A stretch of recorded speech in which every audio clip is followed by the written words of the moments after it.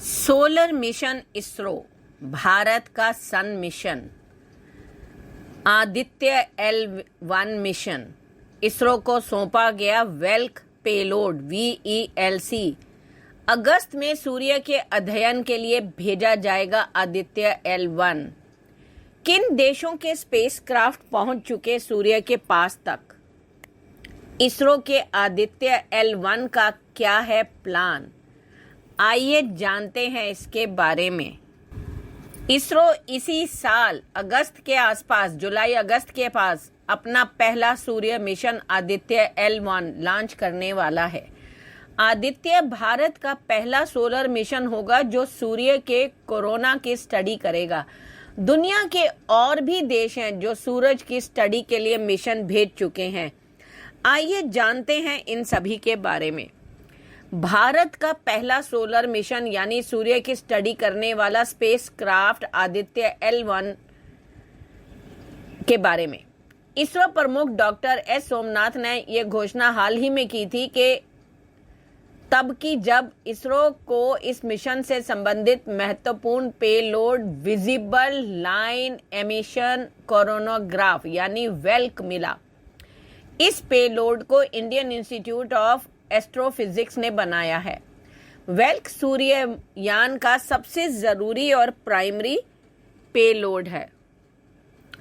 भारतीय सूर्ययान यानी आदित्य L1 में 7 पेलोड्स हैं, जिनमें से 6 पेलोड्स इसरो और अन्य संस्थानों ने बनाया है। आदित्य L1 स्पेसक्राफ्ट को धरती और सूरज के बीच L1 ऑर्बिट में रखा जाएगा, यानी सूरज और धरती के सिस्टम के बीच मौजूद पहला लैरेंजियन पॉइंट, यहीं पर आदित्य L1 को तैनात किया जाएगा। अब जानते हैं कि लैरेंजियन पॉइंट असल में क्या है। असल में ये अंतरिक्ष का पार्किंग स्पेस है, जहां पर कई उपग्रह तैनात किए गए हैं। यानी भारत का सूर्ययान धरती से करीब 15 लाख किलोमीटर दूर स्थित इसी पॉइंट पर तैनात किया जाएगा। इस जगह से वह सूरज का अध्ययन करेगा। वह सूरज के करीब नहीं जाएगा। वेल्क का आइडिया और इसे बनाने में 15 साल लगे हैं, क्योंकि यह बेहद ही जटिल पेलोड है। जल्द ही बेंगलुरु स्थित UR राव सैटेलाइट सेंटर में वेल्क और अन्य पेलोड्स को सैटेलाइट बस यानी आदित्य L1 स्पेसक्राफ्ट में सेट किया जाएगा। उसके बाद उनकी एक बड़ी टेस्टिंग होगी, फिर इन्हें PSLV रॉकेट में तैनात करके लॉन्चिंग पैड तक पहुंचाया जाएगा। VELC पेलोड के प्रिंसिपल इन्वेस्टिगेटर राघवेंद्र प्रसाद ने कहा कि इस पेलोड में लगा वैज्ञानिक कैमरा सूरज के हाई रेजोल्यूशन तस्वीरें लेगा, साथ ही स्पेक्ट्रोस्कोपी और पोलैरिमेट्री भी करेगा।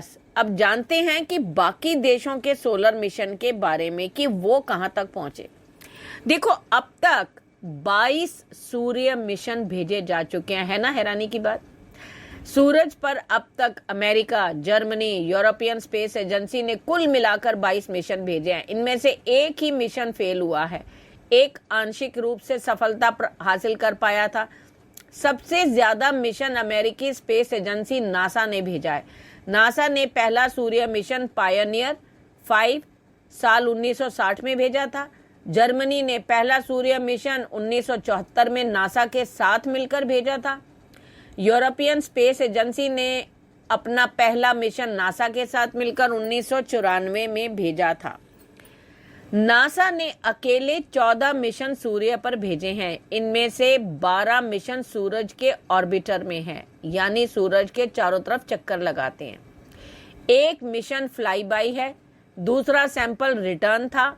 नासा के पार्कर सोलर प्रोब ने अब तक सूरज के आसपास से 26 बार उड़ान भरी है।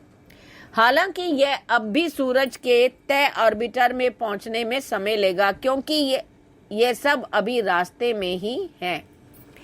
नासा के साथ यूरोपियन स्पेस एजेंसी ने 4 मिशन किए हैं। ये थे उलिसस और सोहो। उलिसस के 3 मिशन भेजे गए हैं।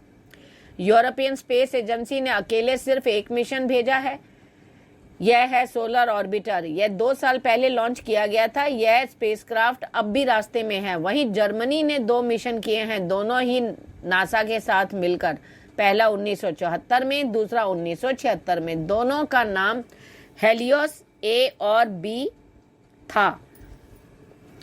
नासा का 1969 में भेजा गया पायोनियर ई स्पेसक्राफ्ट एक ऑर्बिटर था जो फेल हो गया था। यह अपनी तय कक्षा में पहुंच ही नहीं पाया। नासा और यूरोपियन स्पेस एजेंसी का उलिसस 3 मिशन जो साल 2008 में भेजा गया था, वह आंशिक रूप से सफल था। उलिसस ने शुरुआत में कुछ डेटा भेजा, बाद में उसकी बैटरी खत्म हो गई, वह ट्रांसमिशन नहीं कर पाया। सूरज से सैंपल लाने वाला मिशन कौन सा था? देखो, नासा ने साल 2001 में जेनेसिस मिशन लॉन्च किया था। इसका मकसद था सूरज के चारों तरफ चक्कर लगाते हुए सौर हवाओं का सैंपल लेना। उसने सफलता हासिल की, सौर हवाओं का सैंपल भी लिया और धरती की तरफ लौटा, लेकिन यहाँ पर उसकी क्रैश लैंडिंग हुई। हालांकि नासा के वैज्ञानिकों ने अधिकतर सैंपल कलेक्ट कर लिया था। चलिए बात करती हूँ VELC पेलोड, जो कि औपचारिक रूप से IIA के क्रेस्ट परिसर में इसरो अध्यक्ष S सोमनाथ को सौंपा गया। IIA के एक अधिकारी ने कहा, यह भारत में अंतरिक्ष खगोल विज्ञान के विकास में मील का पत्थर है। आदित्य L1 सूर्य पृथ्वी प्रणाली के लैग्रेंजियन पॉइंट 1 यानी L1 के चारों ओर एक प्रभा मंडल कक्षा से सूर्य का अध्ययन करने वाला पहला अंतरिक्ष आधारित भारतीय मिशन है।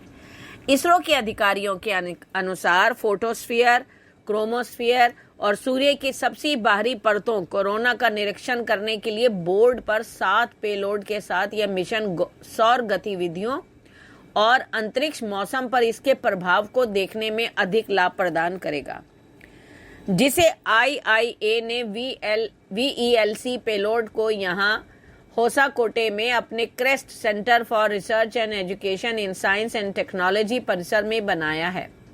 यह आदित्य L1 पर उड़ान भरने वाले 7 पेलोड दूरबीनों में से सबसे बड़ा और तकनीकी रूप से सबसे चुनौतीपूर्ण है। इसरो के अधिकारियों ने कहा, उपग्रह द्वारा वैज्ञानिक अध्ययन सौर कोरोना की हमारी वर्तमान समझ को बढ़ाएगा और अंतरिक्ष मौसम के अध्ययन के लिए महत्वपूर्ण डेटा भी प्रदान करेगा। उन्होंने कहा कि VELC पेलोड द्वारा प्राप्त इमेजिंग और स्पेक्ट्रोस्कोपिक अवलोकन दोनों सौर कोरोना और गतिशीलता के नैदानिक मापदंडों के साथ साथ सौर कोरोना के कोरोनल मास इजेक्शन और चुंबकीय क्षेत्र प्रयोगों की उत्पत्ति का अध्ययन करने के लिए महत्वपूर्ण है। इसीलिए कहा गया कि आदित्य L जब जाएगा मिशन पर अगस्त में, तो वहां पे कोई क्रूशियल एक्सपेरिमेंट करेगा। आपका इसके बारे में क्या विचार है? प्लीज़ कमेंट करके बताएं। आपका एक कमेंट, लाइक और शेयर हमको बहुत मोटिवेशन देता है। Please do that. Thank you.